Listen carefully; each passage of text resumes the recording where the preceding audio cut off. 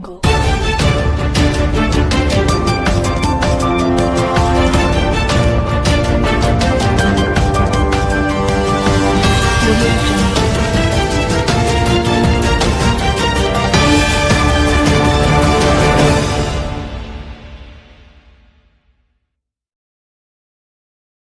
Welcome to Ali TV News from around the world. The QPM defends government's approach to tablet for students program Wednesday, November 4, 2020, 8:04 p.m. 11:05 less than the Bleener JTA president-elect polls rescheduled again Wednesday, November 4, 2020, 12:05 a.m. Jasford Gabriel. Western Bureau, the General Counsel of the Jamaica Teachers Association, JTA, has again rescheduled its long overdue presidential elections, which is slated to select a president-elect for the 2020 to 2021 administrative year. It is expected that a new date will be set later this month. Last month, Jasford Gabriel, the association's president, told the Gleaner that 10.000 of the nation's 0 teachers had been to vote for 3-0. 11:07 The Bleener Q Minister of Agriculture Floyd Green is well aware that while there is the need for urgent action to address the concerns of farmers hard hit by the ongoing heavy rain across the country, with more showers projected for the island, a quick fix is not the solution. What is needed most of all is a diversification of farming practices in a structured, sustainable manner that anticipates and prepares for the kind of adverse weather now impacting the island. Following Saturday's tour of sections of western parishes, including his constituency of St. Elizabeth South, Green told the Gleaner that the ongoing weather conditions bear testimony to the harsh and devastating realities of climate change, hence the need to incorporate modern farming techniques and technologies with traditional methods. Describing them as very challenging times with farmers having suffered significant losses, every challenge presents an opportunity, he said. We definitely have to look at how we can ensure that our farmers are diversifying their methodologies, that they are using open field along with protective farming, which is critical, but you also have to look at the reality of our agriculture setup, he said. The reality is that with most Jamaican farmers operating on small acreages, diversifying their crop output could serve them better, Green suggested. Provide more guidance. We saw some crops suffered a loss. 11:04 less than the Bleener Q mismanagement was the term used by some to characterize Michael Manley's handling of the economy during his tenure as Prime Minister leading up to the 1980 general election. Capital flight had bankrupted Jamaica, which had no foreign exchange reserves by 1980 and $0 to pay its import bill. On the other hand, Edward Seaga, who succeeded Manley in 1980, was lauded for his acute business acumen. Seaga's economic austerity program, including a painful public sector reform, terms dictated by the International Monetary Fund, made his government very unpopular and they were soon booted from office. Jamaica would go into worsening indebtedness, which cast its long shadow over the economy, especially throughout the late 70s, 80s and 90s. Dr. Nigel Clark, the current custodian of the country's economic apparatus, said, the economic preoccupation of the 1980s was centered around recovery from the destabilizing effects of the flight of capital and skills of the previous 5 years. There were no foreign currency reserves in the central bank in 1980 and our reputation with international creditors was in tatters.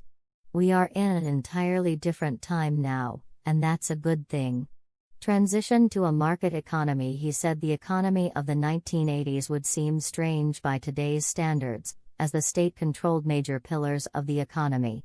Citing the government's involvement in the services sector, he market interest rates we essentially 3-0 less than the Q when it rains. It pains Wednesday, November 4, 2020, 12:20 a.m. Carleen Dice, resident of Kintyre, laments the impending disaster she faces while living on the edge. But she said she once had a sprawling backyard that had been victim to landslides. Every time it rains, anxiety overwhelms Carleen Dice, a resident of the hilly Kintyre community in the St. Andrew East rural constituency, an area that has suffered from landslides for years.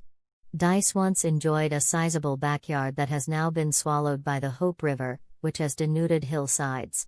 During her 18 years living in Kintyre, Dice has watched her family has been drawn a never-ending nightmare that has swept away thieves and 1109 less than the Bleaner Lake. Bobby Wilmot, lover of God and trucks, praised for Passion Wednesday, November 4, 2020, 12:15 a.m. A birthday cake and poster of Pastor Bobby Wilmot are laid out at Covenant Christian Church, where the late minister was honored during a special service.